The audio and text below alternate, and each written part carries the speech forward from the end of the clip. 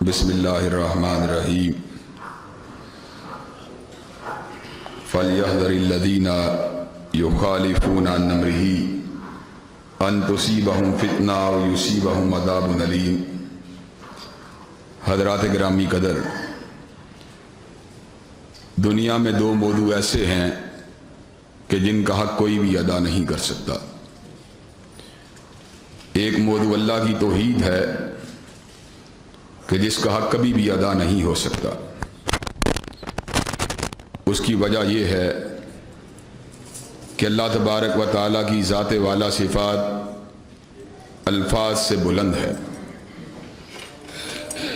अल्फाज अल्लाह की हमद का और उसकी तस्बीह का जो नक्शा खींचते हैं, अल्लाह ताला की ज़ात उससे बुलंद होती है। पूरी कायनात में वो अल्फाज जिनसे अल्लाह की कमा हक़्क़ू तारीफ़ हो सकती है, वो सिर्फ़ कुरान मजीद के अल्फाज हैं, इसलिए कि बहुत अल्लाह के अपने अल्फाज हैं।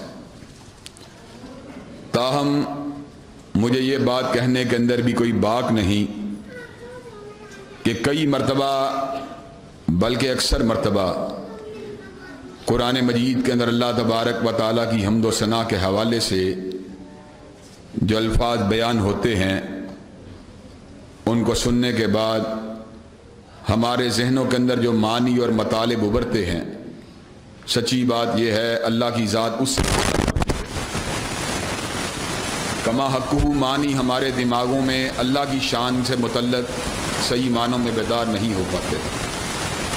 एक छोटी सी मिसाल इस हवाले से दूंगा। मेरा असल मौजू सीरत नबी शरीफ है, लेकिन चूँकि मैंने तमहीदी तौर पर यह बात कही है कि दो मौजूआत ऐसे हैं, इसलिए सिर्फ एक दलील इस मौजू की दे के अपनी बात को आगे बढ़ाऊँगा। रूए ज़मीन के ऊपर अल्लाह को जितना उलमा जानते हैं उतने गैर आलिम नहीं जानते, और जितने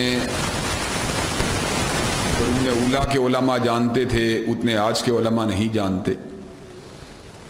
जितने नबी करीम हज़रत रसूलुल्लाह सल्लल्लाहु अलैहि वसल्लम के तलामिदा जानते थे, उतना अल्लाह को उनके बाद आने वाले लोग नहीं जानते।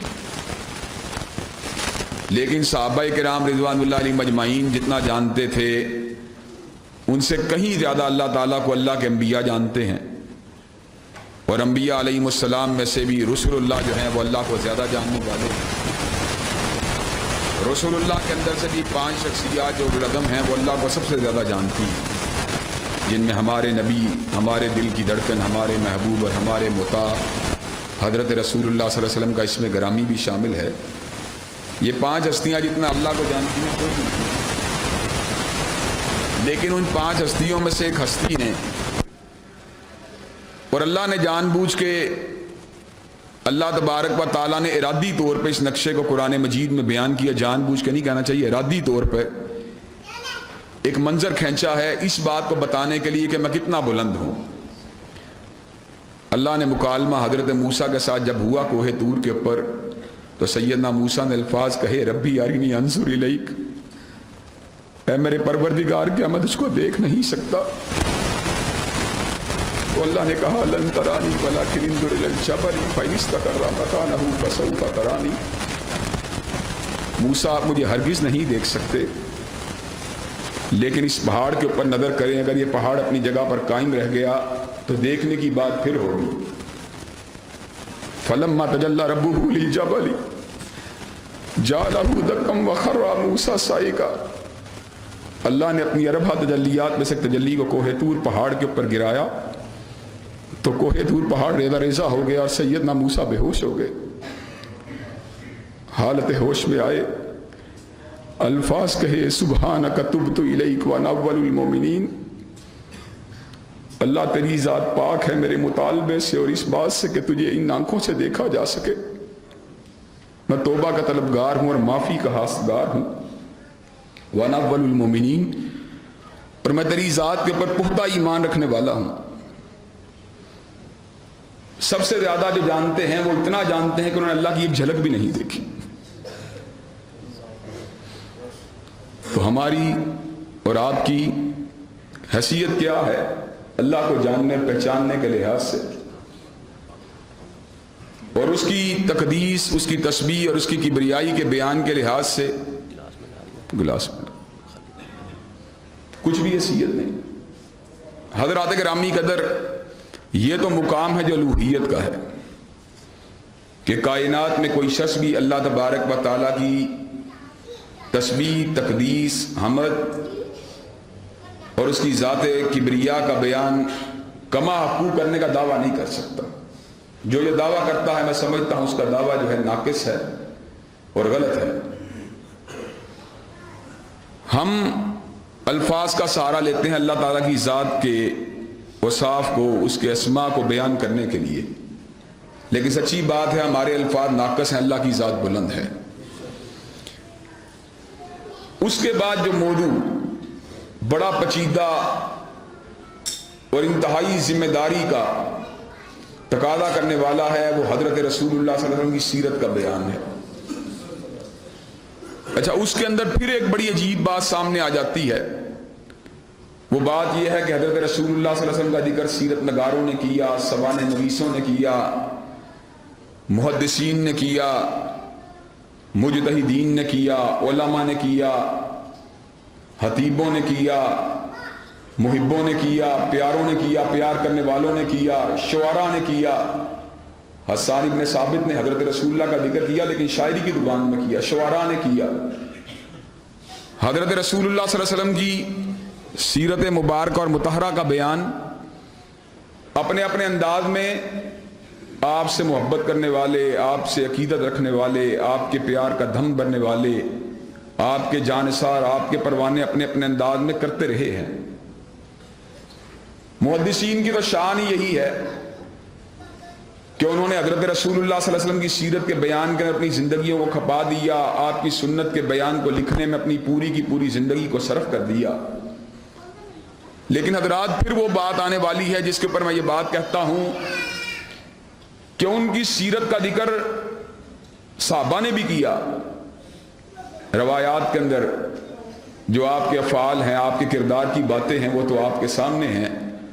شمائل ترمذی میں حضرت رسول اللہ صلی اللہ علیہ وسلم کی زلف کا ذکر، آپ کے حلیے کا ذکر، آپ کی نگاہ کا ذکر، آپ کے چہرے کا ذکر، آپ کے بدن کا ذکر، یہ ساری کی ساری باتیں بھی صحابہ کرام رضوان اللہ علیہ مجمعین نے بیان کی ہیں۔ لیکن پھر ایک بات ایسی آتی ہے جس میں بریک لگانی پڑ جاتی ہے کہ ان کا ذکر کیسے کیا جائے کہ میرے اللہ نے خود ان کا ذکر کیا ہے۔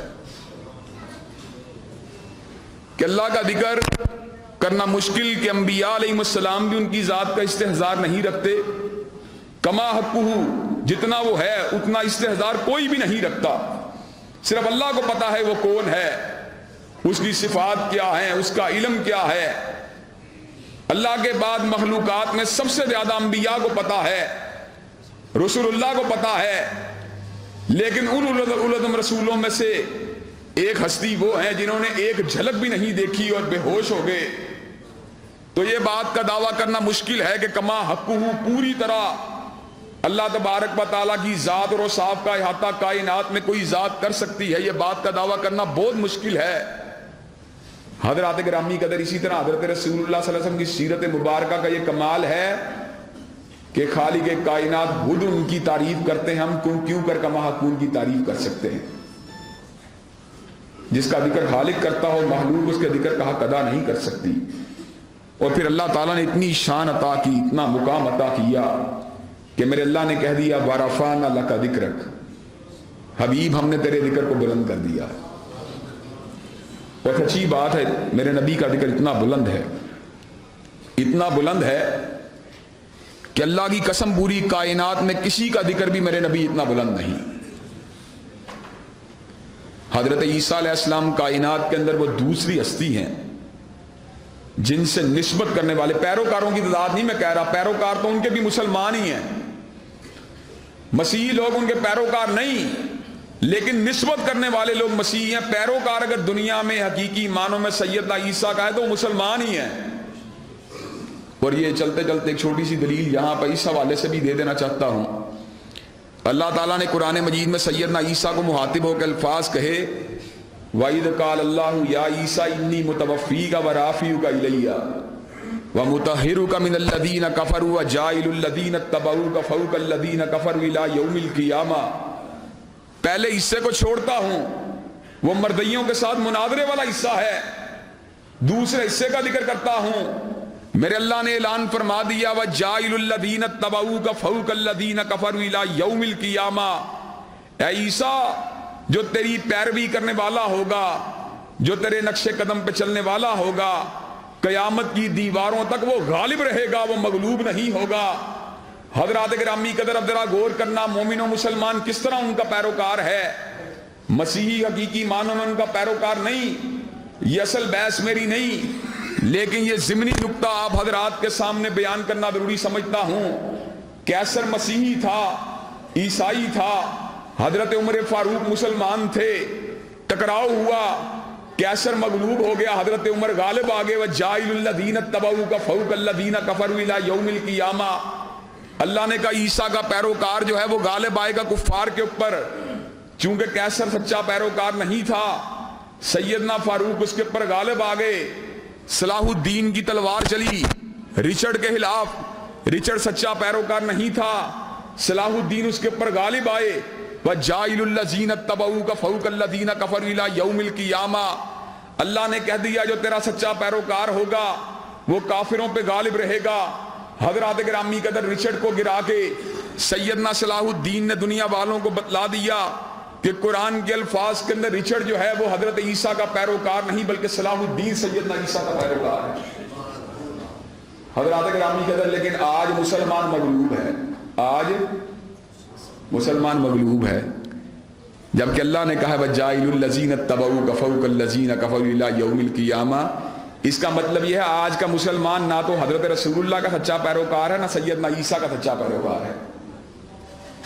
اگر سچا پیروکار ہو سیدنا عیسیٰ کا تو اللہ کی قسم ہے آج کا مسلمان بھی مغلوب نہیں ہو سکتا. جب دجال کے ساتھ سیدنا عیسیٰ کا مارکا ہوگا، دجال مغلوب ہوگا، سیدنا عیسیٰ کے ساتھ لشکر اسلام غالب ہوگا. اس لیے کہ یہ میرے اللہ کا فیصلہ ہے. وَجَاعِلُ الَّذِينَ اتَّبَعُوكَ فَوْقَ الَّذِينَ كَفَرُوا إِلَى يَوْمِ الْقِيَامَةِ کہ سیدنا عیسیٰ اور ان کی جماعت قیامت کی دیواروں تک غالب رہے گی. اس کا مطلب ہے تاریخ اسلام اور انسانیت کو پڑھ کے دیکھ لیں، جب مسلمان عیسائیوں پہ غالب آئے سچے پیروکار عیسائی نہیں بلکہ مسلمان تھے. لیکن حضرات جو نقطہ میں بیان کرنے جا رہا ہوں وہ یہ ہے کہ روح زمین کے اوپر سیدنا عیسیٰ کی ہستی وہ واحد ہستی ہے کہ جن کے پیروکاروں کی تعداد مسلمانوں کے مقابلے میں ہے. کیتھولک اور پروٹسٹنٹ اگر ملائیں 18-20 کا فرق ہے مسلمانوں کی تعداد کا، 18-20 کا فرق ہے. مسلمانوں کی تعداد بھی 1.5 ارب سے زیادہ ہے اور عیسائیوں کی تعداد بھی 1.5 ارب سے زیادہ ہے. روح زمین کے اوپر واحد جماعت جس کی نسبت سیدنا عیسیٰ کے ساتھ ہے وہ تعداد میں ہمارے برابر ہے یا کچھ زیادہ بھی ہو سکتی ہے. لیکن حضرات گرامی قدر بارفان اللہ کا ذکر پہ ذرا غور کرنا. میں نے عیسائی ملکوں کا سفر کیا، میں ڈنمارک بھی گیا ہوں، اٹلی بھی گیا ہوں، برطانیہ بھی گیا ہوں، سویڈن کے بھی ایک آدھ شہر کو میں نے ٹچ کیا ہے. حضرات گرامی قدر پاکستان کے اندر بھی عیسائیوں کے گرجے ہیں. اتوار کے اتوار عیسائی گرجا گھروں میں جاتے ہیں، نام عیسیٰ کی صدا نہیں آتی، گھنٹے کی آواز آتی ہے. عیسیٰ علیہ السلام کے نام کی آواز نہیں آتی، گھنٹے کی آواز آتی ہے. حضرات گرامی قدر لیکن اس کے مد مقابل ذرا بارہ فان اللہ کا ذکر پہ غور کرنا. مسجد پاکستان میں ہو یا ہندوستان میں ہو یا امریکہ میں ہو یا افغانستان میں ہو یا مکہ میں ہو یا مدینہ میں ہو یا برطانیہ میں ہو یا امریکہ میں ہو، یورپ میں ہو یا افریقہ میں ہو، صبح کا وقت ہو تو فجر کی اذان کے وقت، دوپہر کا وقت ہو تو ظہر کی اذان کے وقت، سورج کے چڑھنے اور ڈوبنے کے درمیانی اوقات کا وقت ہو تو عصر کے وقت، ڈوبنے کے بعد کا وقت ہو تو مغرب کے وقت، اندھیرے کا وقت ہو تو عشاء کے وقت، پوری دنیا کے ہر کنارے سے آواز آتی ہے اشہدو اللہ الہ الا اللہ، ساتھ ہی آواز آتی ہے اشہدو ان محمد رسول اللہ. کائنات کا ہر کنارہ میرے نبی کے نام نامی کے ساتھ گونج رہا ہوتا ہے. روئے زمین کا کوئی کنارہ ایسا نہیں جہاں پر نام نبی کے ڈنکے نہیں بجتے. کوئی کنارہ ایسا نہیں.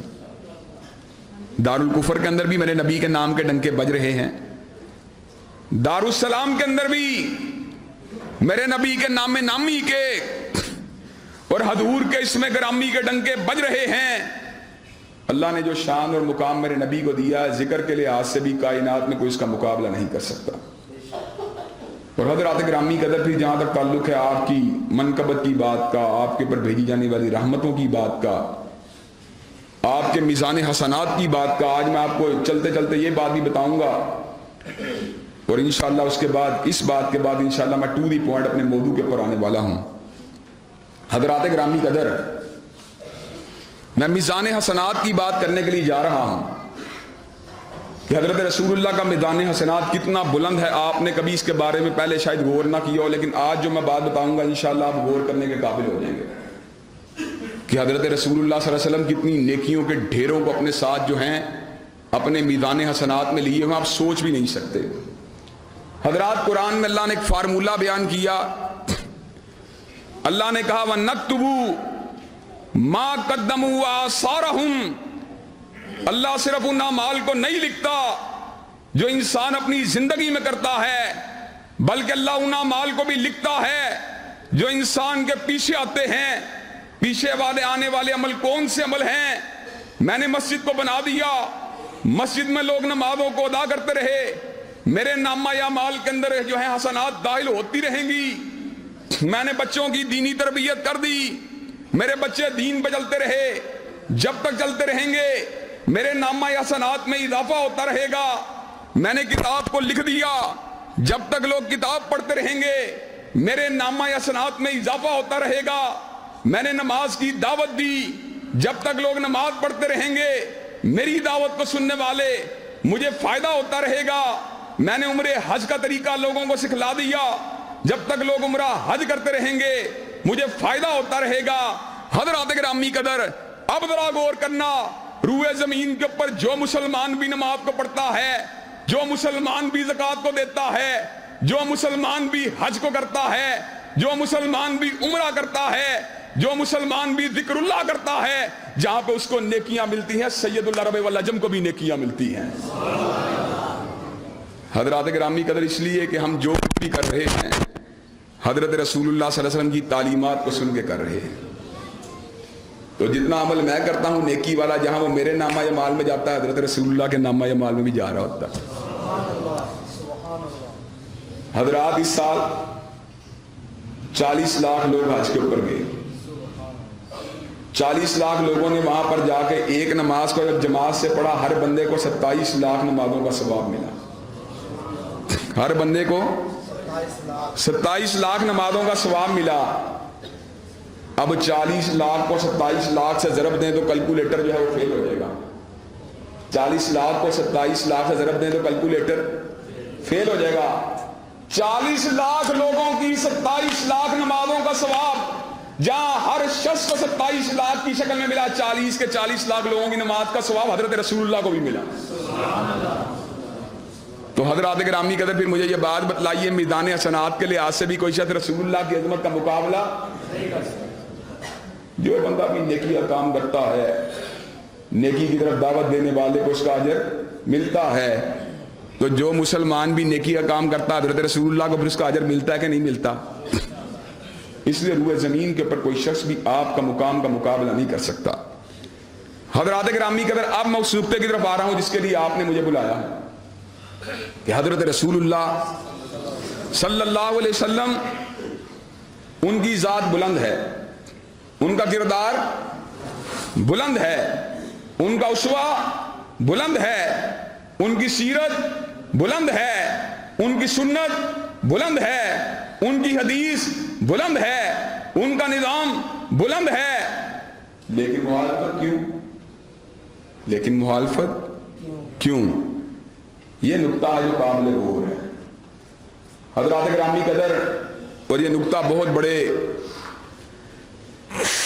المیہ کی طرف اشارہ بھی کرتا ہے کہ ہم حضرت رسول اللہ صلی اللہ علیہ وسلم کلمہ تو پڑھتے ہیں, نام تو لیتے ہیں, ذکر تو کرتے ہیں, لیکن مخالفت بھی کرنے والے ہم ہی لوگ ہوں.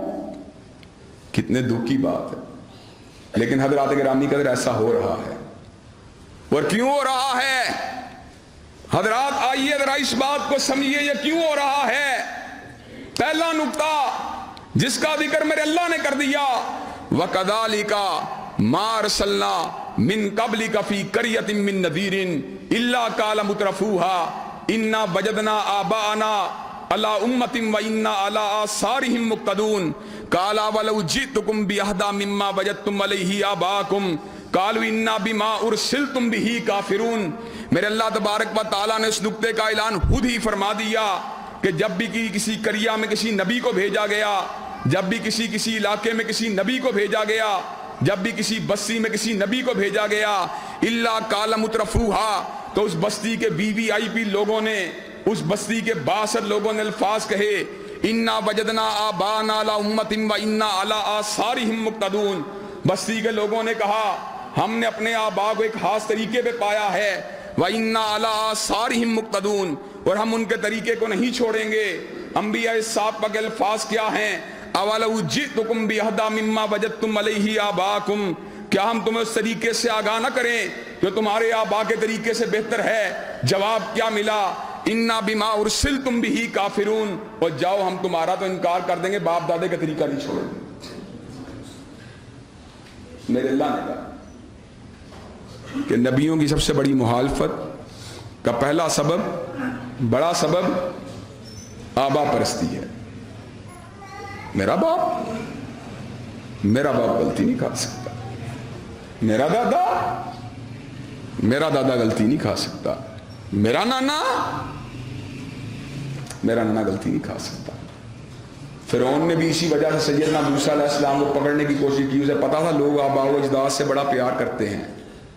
اس نے سوال پھینک دیا، اس نے کہا فما بال القرون الاولی، سابقہ لوگوں کا انجام تو بتا موسیٰ کیا ہوگا؟ کا علمھا عند ربی فی کتاب لا یضل ربی ولا ینسا۔ کہا آبا و اجداد کی بات چھوڑ، اپنی میری بات کر۔ علمھا عند ربی فی کتاب لا یضل ربی ولا ینسا، جہاں تک آبا و اجداد کی بات ہے ان کا علم میرے اللہ کے پاس ہے، نہ میرا رب کبھی بھولا ہے نہ کبھی گمراہ ہوا ہے، وہ ان کو معاملہ ان کے ساتھ ہے، تو اپنی بات کر، میری بات کر۔ حضرات گرامی قدر، باپ کی بات ٹھیک ہے، باپ بڑا ہے، قابل احترام ہے، قابل عزت ہے، لیکن تب تک جب اس کی بات رسول اللہ کی بات کے ساتھ نہیں ٹکراتی۔ جب اس کی بات رسول اللہ کی بات کے ساتھ ٹکرا جائے گی، پھر باپ کی بات کو رد کیا جائے گا، پھر باپ کی بات نہیں چلے گی، پھر چلے گی تو فاطمہ کے بابا کی بات چلے گی صلی اللہ علیہ وسلم۔ حضرات بات کو مزید کھل کے اپنی ذات کے حوالے سے بھی کہہ دینا چاہتا ہوں، ایک طرف حضرت شہید ملت کی بات ہو اور دوسرے فاطمہ کے بابا کی بات ہو، اللہ کی قسم شہید ملت کی بات نہیں چل سکتی۔ بات اگر چلے گی کالی کملی والے کی چلے گی، نانا کی بات۔ حافظ محمد گوندلوی رحمۃ اللہ علیہ میرے نانا ہیں، 70 برس بخاری شریف کو پڑھانے والے اور حدیث کی شمع کو جلانے والے، لیکن حضرات گرامی قدر جب حسنین کے نانا کی بات ہوگی، حضرت حافظ محمد گوندلوی کی بات نہیں چل سکتی۔ بات اگر چلے گی کالی کملی والے کی چلے گی۔ حضرات یہ عقیدہ ہے جسے اہل اسلام کو اپنانے کی ضرورت ہے۔ پہلا سبب حضرت رسول اللہ صلی اللہ علیہ وسلم کی مخالفت کا پہلا سبب آبا و اجداد کی بات کو ماننا، دوسرا سبب اکابرین کی بات کو ماننا، اپنے بڑوں کی بات کو ماننا۔ یار میری مسجد کے امام نے یہ کہا ہے، میرے علاقے کے خطیب نے یہ کہا ہے، میری فقہ کے امام نے یہ کہا ہے، میں نہیں مان سکتا، میں نہیں مانوں گا، میں ان کی بات چھوڑ دوں، میرے لیڈر نے یہ کہا ہے۔ کوئی مذہبی لیڈر کی بات کرے گا، کوئی پولیٹیکل لیڈر کی بات کرے گا، اللہ کے رسول کی بات کرنے والا جو ہے کوئی بھی نظر نہیں آئے گا۔ تو اللہ تبارک و تعالیٰ پھر قیامت کے دن کا ایک منظر کھینچتے ہیں، یوم تقلب وجوہہم فی النار یقولون یا لیتنا اطعنا اللہ واطعنا الرسول۔ جب ان کو اوندے منہ جہنم کی آگ میں گرا دیا جائے گا تو یہ کہیں گے کاش ہم نے اللہ اور اس کے رسول کی بات کو ماننا ہوتا۔ الفاظ کہیں گے ہمیں اللہ رسول کی بات سے کس چیز نے روکا؟ انا آتانا سادتنا وکبرانا فاضلونا السبیلا، ہم نے اللہ کے نبی کی بات کو چھوڑ کے اپنے اکابرین کی بات کو مان لیا، پس ہم بھٹک گئے۔ اس کا مطلب یہ ہے کتنا بھی بڑا لیڈر کیوں نہ ہو، کتنا بھی بڑا رہنما کیوں نہ ہو، کتنا بھی بڑا امام کیوں نہ ہو، جب اس کی بات حضرت رسول اللہ کی بات کے ساتھ ٹکرا جائے گی، اس کی بات حجت نہیں رہے گی، اس کی بات دلیل نہیں رہے گی۔ کہنے والا ہاں کوئی بھی ہو، کہنے والے ہاں فقہائے اربعہ ہوں، کہنے والے ہاں احمد ابن حنبل ہوں، کہنے والے ہاں امام ابو حنیفہ ہوں، کہنے والے ہاں امام شافعی ہوں، کہنے والے ہاں امام جعفر ہوں، کہنے والا کوئی بھی امام ہو، اگر اس کی بات سید ولد آدم کی بات کے ساتھ ٹکرا جائے گی، اس کی بات دلیل نہیں رہے گی، اس کی بات کو قبول نہیں کیا جائے گا۔ بات اگر مانی جائے گی کالی کملی والے کی مانی جائے گی۔ کائنات میں انبیاء کے بعد سب سے بڑا لیڈر کون ہے، سب سے بڑا انسان کون ہے؟ خیر الخلائق بعد نبی اللہ سیدنا صدیق اکبر ہے۔ مقدمے کو لایا گیا، چور نے چوری کی تھی، دایاں ہاتھ کٹ چکا تھا، بایاں قدم بھی کٹ چکا تھا، بائیں ہاتھ کے کٹنے کی باری تھی۔ سیدنا صدیق نے کہا میں اس کے بائیں ہاتھ کو کیسے کاٹوں؟ اگر میں نے اس کا ہاتھ کاٹ دیا یہ تو رفع حاجت بھی نہیں کر سکتا، کھانا بھی نہیں کھا سکتا، ضروریات زندگی کو بھی پورا نہیں کر سکتا، میں اس کے ہاتھ کو نہیں کاٹوں گا۔ پاس ہی فاروق بیٹھے ہوئے کہا سنت الید، ابو بکر تو امیر المومنین تو ہے لیکن سنت رسول اللہ کی بائیں ہاتھ کو کاٹنا ہے۔ صدیق نے سر کو گرایا، کہا اس کے بائیں ہاتھ کو کاٹ دیا جائے، اس لیے کہ جہاں پر رسول اللہ کی بات آ جائے گی وہاں صدیق کا فیصلہ بھی نہیں ہو سکتا۔ دوسرا سبب اکابرین کی بات کو ماننا، علماء کی بات کو ماننا۔ عیسائیوں یہودیوں کا چلن اللہ نے قرآن میں واضح فرما دیا، اتخذوا احبارهم ورهبانهم اربابا من دون اللہ۔ عیسائیوں اور یہودیوں نے اپنے مذہبی رہنماؤں کو اللہ کو چھوڑ کے رب بنا لیا۔ عدی ابن حاتم طائی توریت کا ماہر ہے، انجیل کا عالم ہے، کہتا ہے حضرت رسول اللہ صلی اللہ علیہ وسلم ہم نے ایسا نہیں کیا، ہم نے سیدنا عیسیٰ کی پوجا تو کی تھی لیکن ہم نے اپنے علماء کو رب نہیں بنایا۔ کہا جب علماء کسی چیز کو حلال کہتے مانتے تھے کہ نہیں مانتے تھے؟ کہا مانتے تھے۔ کہا جب علماء کسی چیز کو حرام کہتے تم حرام مانتے تھے کہ نہیں مانتے تھے؟ کہا مانتے تھے۔ کہا پھر اسی ربوبیت کا مطلب یہی ہے، پھر ربوبیت کا مطلب یہی ہے۔ حضرت رسول اللہ صلی اللہ علیہ وسلم کی بات کے مقابلے پہ علماء کی بات کو ماننا، لیڈروں کی بات کو ماننا گمراہی کا دوسرا سبب ہے۔ اب تیسرے سبب پہ آ جائیے۔ تیسرا سبب ہے دوست کی بات کو ماننا۔ دوست بھی رکاوٹ ہے رسول اللہ صلی اللہ علیہ وسلم کی مخالفت میں، کبھی نظریاتی اعتبار سے اور کبھی پریکٹیکل اعتبار سے۔ نظریاتی اعتبار سے، پریکٹیکل اعتبار سے اس طرح کہ کئی لوگ سیدھے راستے پہ جاتے جاتے غلط کمپنی پہ چل جاتے ہیں، اس کے بعد جناب والا دین اسلام پہ کویسچن اٹھانا شروع کر دیتے ہیں، حضرت رسول اللہ کی ذات اقدس پہ سوال اٹھانا شروع کر دیتے ہیں۔ حضرات گرامی قدر، کئی لوگ داڑھیوں کو موننا دوست کی وجہ سے، کئی لڑکیاں پردے کو اتارا سہیلیوں کی وجہ سے، کئیوں نے شراب پی یاروں کی وجہ سے، کئیوں نے برائی کی یاروں کی وجہ سے، کئیوں نے نماز چھوڑی یاروں کی وجہ سے۔ یوم یعض الظالم علی یدیہ یقول یا لیتنی اتخذت مع الرسول سبیلا۔ جب کل قیامت کا دن آئے گا ظالم اپنے ہاتھ کو کاٹے گا اور کہے گا یقول یا لیتنی اتخذت مع الرسول سبیلا، کہے گا کاش میں نے رسول اللہ کی بات کو ماننا ہوتا۔ یا ویلتا لیتنی لم اتخذ فلانا خلیلا، اے کاش میں نے فلاں کو اپنا یار نہ بنایا ہوتا۔ لقد اضلنی عن الذکر بعد اذ جاءنی وکان الشیطان للانسان خذولا۔ کہا جب قیامت کا دن آئے گا وہ کہے گا میں تو بالکل قریب تھا، میں تو ہدایت کو پانے کے قریب تھا لیکن میرے یار نے مجھے ہدایت سے بھٹکا دیا۔ آج یاروں کی یاری جو ہے کئی انسانوں کو جو ہے وہ جنت کے راستے پہ چلا دیتی ہے، اور کئی یاروں کی یاریاں انسان کو جنت کے راستے سے ہٹا کے جہنم کے راستے پہ ڈال دیتی ہیں۔ قیامت کے دن یاریاں کام نہیں آئیں گی، قیامت کے دن جگری دوست ایک دوسرے کے جانی دشمن بن جائیں گے۔ دوستی قیامت کے دن باقی اگر رہے گی تو تقویٰ کی بنیاد پہ رہے گی، الاخلاء یومئذ بعضهم لبعض عدو الا المتقین، جب قیامت کا دن آئے گا جانی دوست ایک دوسرے کے دشمن بن جائیں گے، مگر تقویٰ کی دوستی اس دن بھی جگمگا رہی ہوگی، اس دن بھی چمک رہی ہوگی، سبحان اللہ، اس دن بھی تقوی والوں کی یاری چمک رہی ہوگی۔ حضرات گرامی کے رسول اللہ صلی اللہ علیہ وسلم کے راستے سے روکنے والی تیسری چیز یاروں کی یاری، چوتھی چیز رسول اللہ صلی اللہ علیہ وسلم کے راستے سے روکنے والی خواہش۔ میری خواہشات ہیں، میں امیر ہونا چاہتا ہوں، میں اچھی جگہ پہ شادی کرنا چاہتا ہوں، میں گاڑی لینا چاہتا ہوں۔ امیر ہونے کے لیے بینک سے لون لینا ضروری ہے، گاڑی لینے کے لیے کار کی فائنینسنگ کروانا ضروری ہے، لڑکی سے شادی کرانے کے لیے داڑھی کو ٹرم کروانا ضروری ہے، دوستوں سے اٹھنے بیٹھنے کے لیے گھر کی دیواروں پہ تصویریں لگانا ضروری ہے، کمپنی کے اندر بیٹھنے کے لیے ریشم کا کپڑا پہننا ضروری ہے، اپنے سٹیٹس کو برقرار رکھنے کے لیے سونے کی انگوٹھی پہننا ضروری ہے۔ کیا ہے یہ کیا ہے؟ افرائیت من اتخذ الہہ ہواہ، کیا تو نے اس شخص کو نہیں دیکھا جس نے اپنی خواہش کو اپنا معبود بنا لیا؟ اور آؤ سورہ شمس میں اللہ نے الفاظ کہے تو کیا کہے؟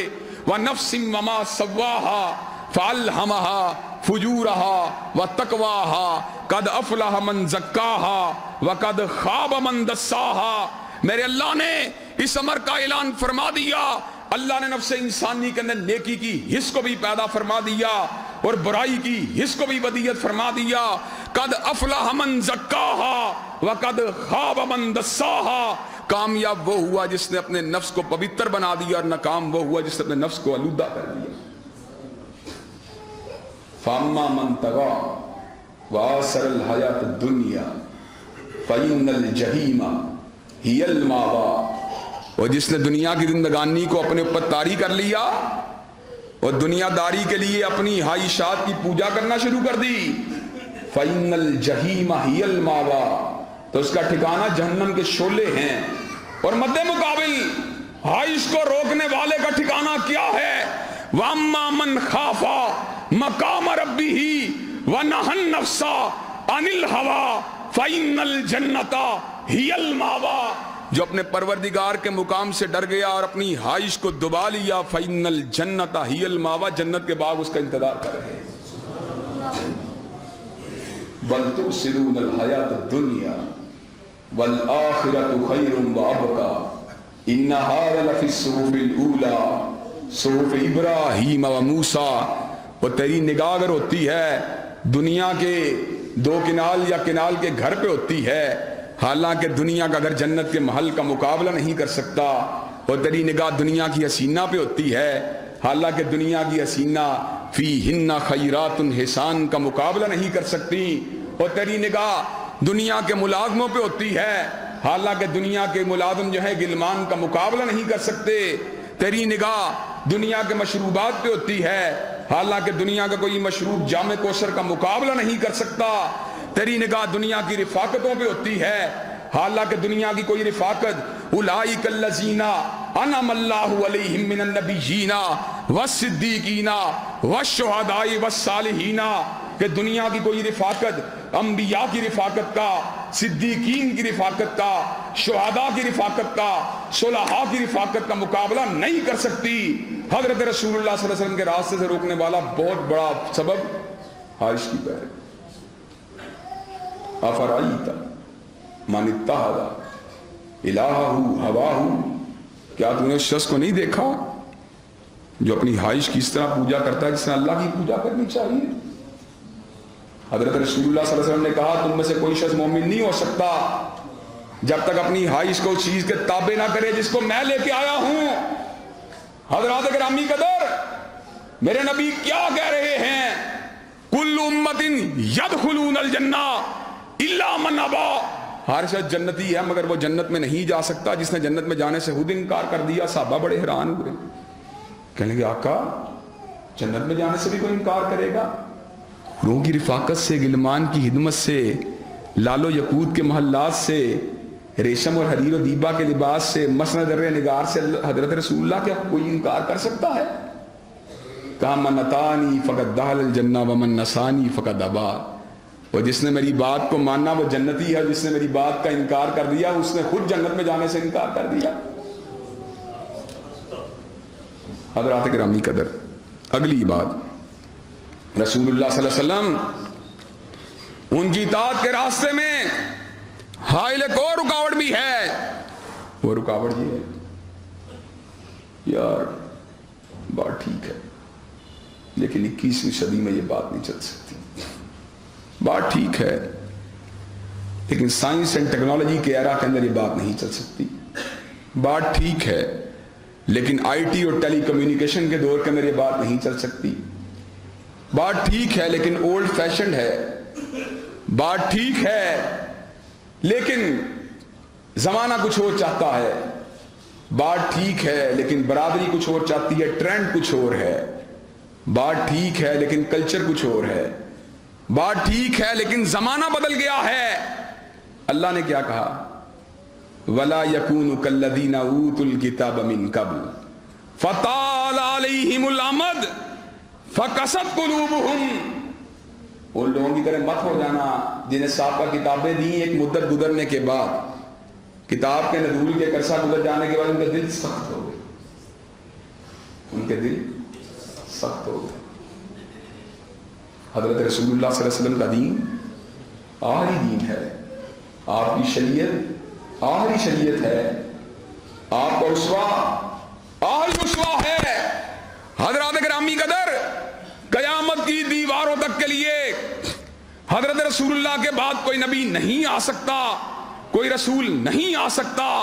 ما کان محمد ابا احد من رجالکم ولکن رسول اللہ و خاتم النبیین، جو بھی رسول اللہ کے بعد دعوی نبوت کرے، چاہے مسیلمہ کذاب ہو، چاہے اسود عنسی ہو، چاہے راشد الخلیفہ ہو، چاہے علی جا محمد ہو، چاہے حسین علی مادن دانی ہو، چاہے علی محمد باب ہو، چاہے غلام احمد قادیانی ہو، اس پہ لعنتیں برستی رہیں گی، مگر حضرت رسول اللہ کے بعد کوئی نبی نہیں آ سکتا۔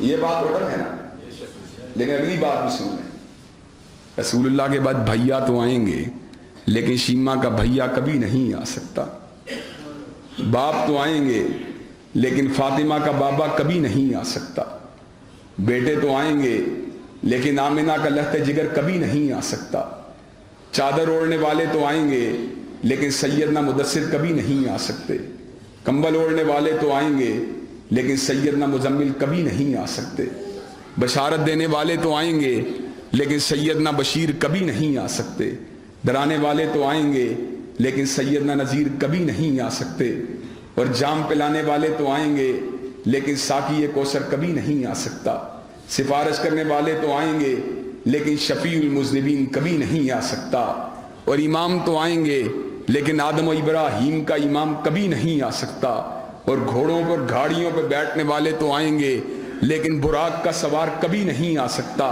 اور زمین کے اوپر اڑنے چلنے پھرنے والے تو آئیں گے لیکن آسمانوں کی سیر کرنے والا کبھی نہیں آ سکتا۔ حضرات گرامی قدر، کائنات میں جو بھی آئے گا اس کا مقام نیچے ہوگا، وہ کملی والے کا مقابلہ کبھی نہیں کر سکتا۔ حضرات گرامی قدر، حضرت رسول اللہ صلی اللہ علیہ وسلم آپ کی اطاعت کے راستے میں حائل کو رکاوٹ علم و تحقیق کی کمزوری، یعلمون ظاہرا من الحیات الدنیا وہم عن الآخرۃ ہم غافلون بل کذبوا بما لم یحیطوا بعلمہ، وہ لوگ جو دنیاوی اعتبار سے اپنے آپ کو بڑا اسکالر سمجھتے ہیں، شماریات کے ماہروں، طب کے ماہروں، کیمیا طبیعیات کے ماہروں، تم جتنے مرضی عالم ہو، جب تک تمہیں سنت کا علم نہیں ہے تم صحیح معنوں میں سنت کی معرفت حاصل کیے بغیر سنت کو رد نہیں کر سکتے۔ تم پی ایچ ڈی ہوگے لیکن تمہیں کیا پتا ہے سنت کیا ہے،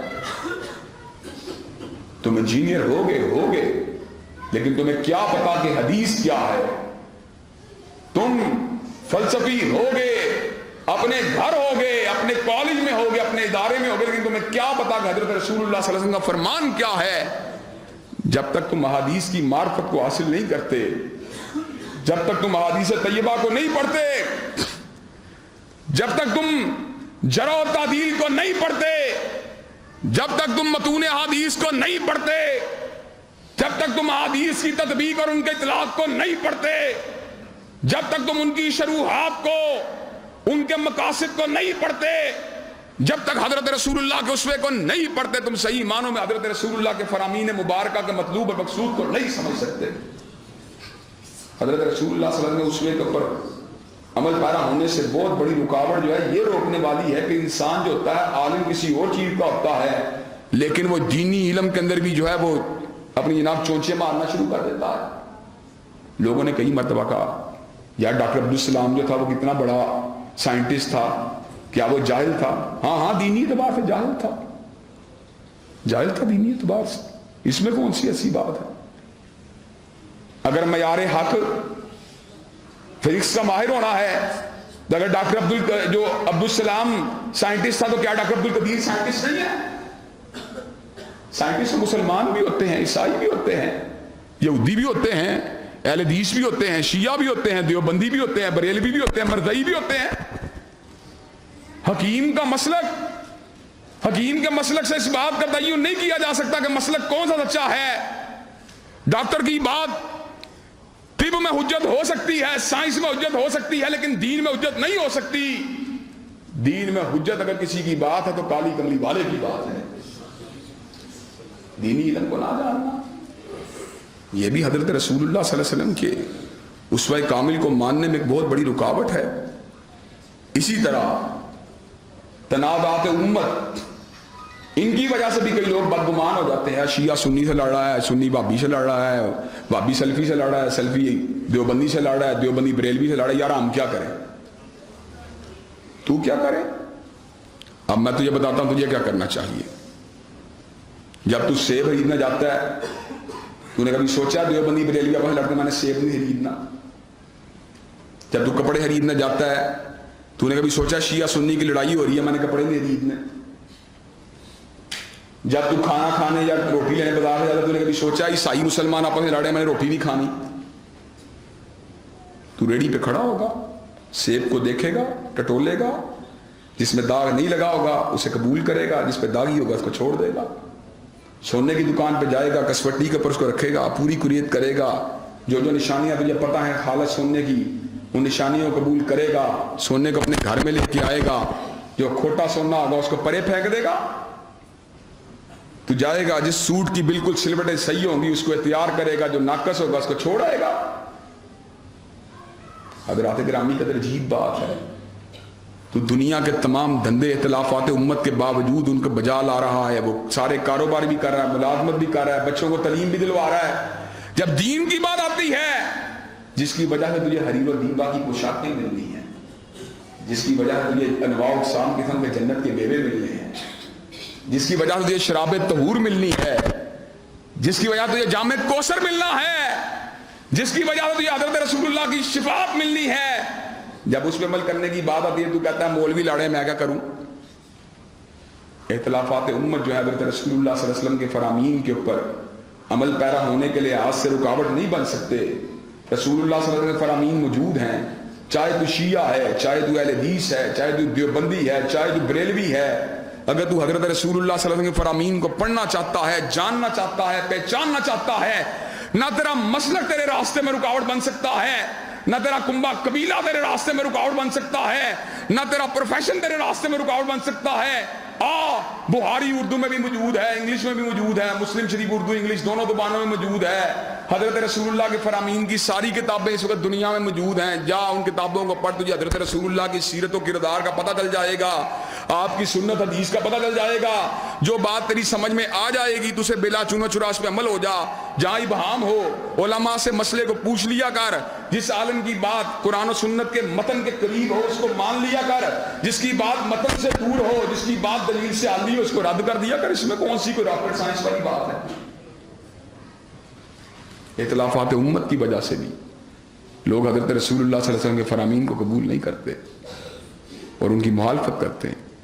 موضوع کا یہ حصہ کہ حضرت رسول اللہ صلی اللہ علیہ وسلم کے فرامین کے اوپر عمل پیرا ہونے کے راستے میں کون کون سی رکاوٹیں ہیں، وہ حصہ تو میں نے آپ کے سامنے بیان کر دیا ہے۔ اب ذرا وہ والی بات بھی سن لیں، جو حضرت رسول اللہ کی بات کو نہیں ماننے گا، کچھ باتیں تو اسی موضوع کے اندر بیان ہو گئی کہ قیامت کے دن ظالم اپنے ہاتھ کو کاٹے گا، قیامت کے دن رسول اللہ کا راستہ روکنے والا اپنے ہاتھ کو کاٹے گا۔ دوسری بات، جو حضرت رسول اللہ کا راستہ اختیار نہیں کرے گا ان کے منہ جہنم کی آگ میں گرا دیا جائے گا۔ اور تیسری بات قرآن مجید کے الفاظ میں فَلْيَحْذَرِ الَّذِينَ يُخَالِفُونَ عَنْ أَمْرِهِ أَن تُصِيبَهُمْ فِتْنَةٌ أَوْ يُصِيبَهُمْ عَذَابٌ أَلِيمٌ۔ جو حضرت رسول اللہ کی حدیث کو نہیں مانتا، جو ان کی سنت کو نہیں مانتا، جو ان کی چال کو نہیں مانتا، جو ان کی ڈھال کو نہیں مانتا، جو ان کی گفتار کو نہیں مانتا، جو ان کی رفتار کو نہیں مانتا، جو ان کی اٹھک کو نہیں مانتا، جو ان کی بیٹھک کو نہیں مانتا، جو ان کے طرز زندگی کو نہیں مانتا، جو گھریلو زندگی کو نہیں مانتا، جو آئلی زندگی کو نہیں مانتا، جو شادی بیاہ کو نہیں مانتا، جو سماج کو نہیں مانتا، جو اتوار کو نہیں مانتا، جو حلیے کو نہیں مانتا، جو لباس کو نہیں مانتا، جو حدیث کو نہیں مانتا، جو سنت کو نہیں مانتا، دنیا میں ذلیل ہوگا اور آخرت میں مالک کائنات اس کے لیے دردناک عذابوں کو تیار کر دے۔ دنیا میں فتنے کا نشانہ بنے اور آخرت میں دردناک عذاب کا نشانہ۔ اور کیا؟ اور بھی ذرا سن لو، اللہ مختلف چیزوں کی اہمیت کو بیان کرنے کے لیے قرآن مجید کے اندر مختلف طرح کی قسمیں کھاتے ہیں۔ ایک مقام ایسا ہے قرآن کا جہاں اللہ نے اپنی ربوبیت کی قسم کھائی۔ رب، جنوں کا رب، انسانوں کا رب، فرشتوں کا رب، حشرات الارض کا رب، پودوں کا رب۔ اللہ تعالیٰ کس کس چیز کا رب ہے؟ میرا عقیدہ یہ ہے کہ کائنات کا ہر پتھر پروردگار عالم کو جانتا ہے، کائنات کا رب ہر پتھر کو پہچانتا ہے۔ اور یہ بات میں نے اپنی طرف سے نہیں کہی، یہ اللہ نے کہا ہے۔ وَإِنَّ مِنْهَا لَمَا يَشَّقَّقُ فَيَخْرُجُ مِنْهَا الْأَنْهَارُ وَإِنَّ مِنْهَا لَمَا يَهْبِطُ مِنْ خَشْيَةِ اللَّهِ۔ میرے اللہ نے اعلان فرما دیا کئی پتھر ایسے ہیں اوپر کھڑے ہوتے ہیں، اللہ کا خوف آتا ہے زمین پہ گر پڑتے ہیں۔ کائنات کا ہر پتھر پروردگار عالم کو جانتا ہے، اور کائنات کا رب ہر پتھر کو پہچانتا ہے۔ اس رب نے اپنی ربوبیت کی قسم اٹھائی حضرت رسول اللہ کے فرامین مبارکہ کی اہمیت کو اجاگر کرنے کے لیے۔ میرے رب نے کہا فلا وربک لا یؤمنون حتی یحکموک فیما شجر بینہم ثم لا یجدوا فی انفسہم حرجا مما قضیت ویسلموا تسلیما۔ رب اکبر نے کہا مجھے میری ربوبیت کی قسم ہے، وہ لوگ مومن نہیں ہو سکتے جو ایک دوسرے کے اختلافات میں آپ کی بات کو آخری بات نہیں مانتے۔ وہ مومن نہیں ہے۔ اور جو مانتے ہیں، اگلی بات بھی سن لو، اور جو مانتے ہیں لیکن ماننے کے بعد دل میں تنگی محسوس کرتے ہیں، وہ بھی مومن نہیں۔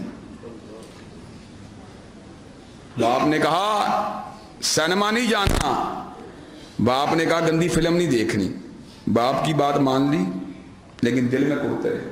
ابا جناب سارے دیکھتے ہیں، ہمارے ابے کو جناب زیادہ مولویت آئی ہوئی ہے، دل میں باپ کے بعد کراہت، بے ادبی ہے، ماں کے بارے کراہت، بے ادبی ہے۔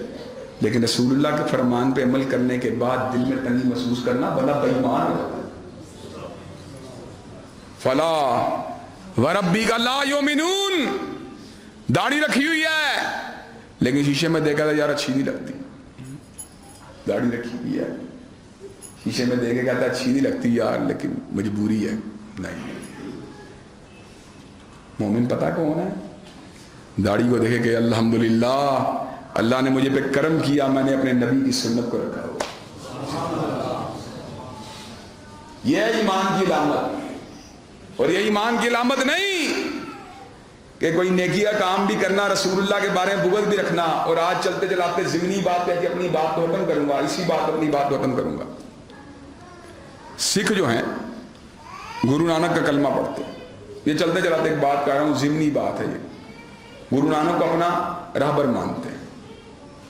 سکھ بی اے پاس ہو، ایم اے پاس ہو، PhD ہو, حتیٰ کہ صدر کی شکل اختیار کر جائے, گیانی ذیل سنگھ بن جائے یا وزیر اعظم منموہن سنگھ بن جائے, گرو نانک کے چہرے کو, گرو نانک کا جو انداز و اتوار ہے اس کی داڑھی کو نہیں مونتے.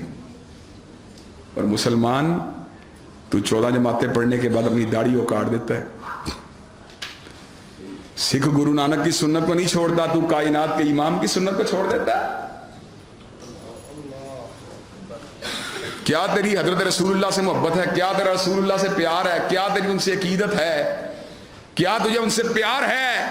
فلا وربک لا یؤمنون حتی یحکموک فیما شجر بینہم ثم لا یجدوا فی انفسہم حرجا مما قضیت ویسلموا تسلیما. اللہ نے کہا مجھے میری ربوبیت کی قسم ہے, جو حضرت رسول اللہ کی بات کو نہیں مانتا وہ بھی بے ایمان ہے, اور جو بات کو مانتا ہے لیکن تنگی کے ساتھ مانتا ہے وہ بھی بے ایمان ہے. اللہ پھر مسلمان کون ہے؟ کہا جو رسول اللہ کی بات کو مانتا ہے, سر تسلیم ہم کر کے مانتا ہے, خوشی کے ساتھ مانتا ہے, اور پورے کے پورے کھلے دل کے ساتھ مانتا ہے, مومن و مسلمان پر. تو حضرات گرامی کہتے ہیں جو باتیں میں نے آپ کو بتائی ہیں انشاءاللہ آپ کو یاد رہیں گی انشاءاللہ. اللہ تبارک و تعالیٰ مجھ کو بھی اور آپ کو بھی حضرت رسول اللہ کی سیرت مبارکہ مطہرہ پہ عمل پیرا ہونے کی توفیق دے, اور وہ اسباب جو رسول اللہ کی اطاعت کے راستے میں حائل ہیں ان سے بچنے والا بنائے, اور ان عقوبتوں سے بھی محفوظ و مامون فرمائے جو کل قیامت کے دن آپ کے نافرمانوں کے ساتھ پیش آنے والی ہیں. اللہ تبارک و تعالیٰ ہم سب کو صحیح معنوں میں آپ کی سنت پاک پر چلنے والا بنائے. وآخر دعوانا ان الحمدللہ رب العالمین.